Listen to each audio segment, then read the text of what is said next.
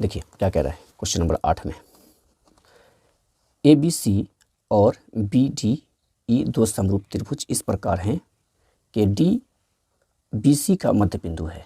देखिए एक समबाहु त्रिभुज है, वह त्रिभुज जिसकी तीनों भुजा आपस में समान होती है समबाहु त्रिभुज कहलाती है। ABC एक समबाहु त्रिभुज है, इसमें BC का मध्य बिंदु मिडिल पॉइंट है। मिडिल पॉइंट है कौन? D। ठीक है, तो मिडिल पॉइंट है तो ये दोनों BD और CD बराबर हो गया, ध्यान रखेंगे। फिर कह रहा है त्रिभुजों ABC तो मूल त्रिभुज है, और BDE तो इसको यहाँ खींचना पड़ेगा। BD यहाँ मिलाएंगे E पर, तभी एक त्रिभुज बनेगा। और यह भी समबाहु त्रिभुज है क्योंकि दोनों का दोनों समबाहु त्रिभुज है। तो दोनों के क्षेत्रफल का अनुपात बताइए ABC और BDE के। ठीक है, तो अब हमें मालूम है ये मध्य बिंदु है, तो यदि ध्यान दीजिए, यदि BC 2x होगा तो BD कितना हो जाएगा? 2x का आधा 1x होगा। जाहिर सी बात है क्योंकि ये मध्य बिंदु है तो 1x इधर और 1x इधर होगा। BD और CD समान हो जाएंगे।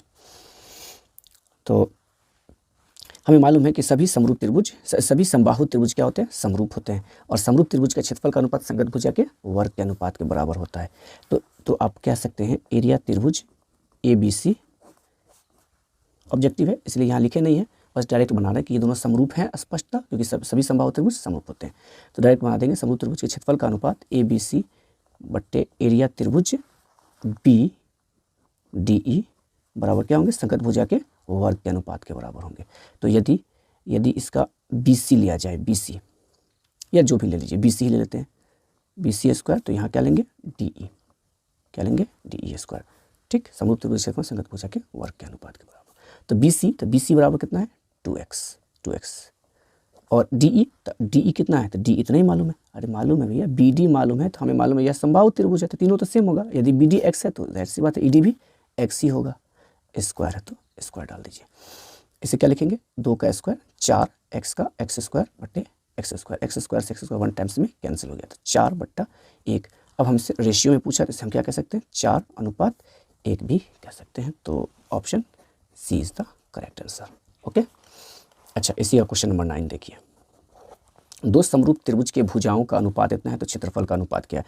तो जब भी किसी समरूप त्रिभुज के भुजा का अनुपात दे देना, भुजा का अनुपात,